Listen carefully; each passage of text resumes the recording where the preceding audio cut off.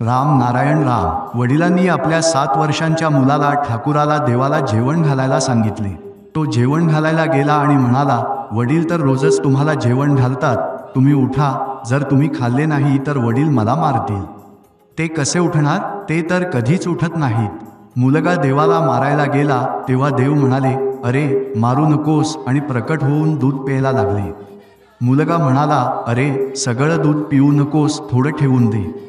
वडील आले आणि काही दिसलं नाही तर ते मला मारतील. वडिलांनी दूध न दिसल्यामुळे मुलाला विचारलं.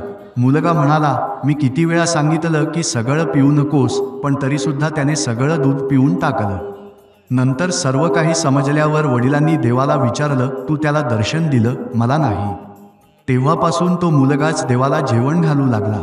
सहज स्वरूपात एक विराट शक्ती खेळत आहे. आपण मात्र ती शक्ती आपल्या आत कठीणपणे शोधत आहोत, म्हणून ती आपल्याला अनुभवता येत नाही.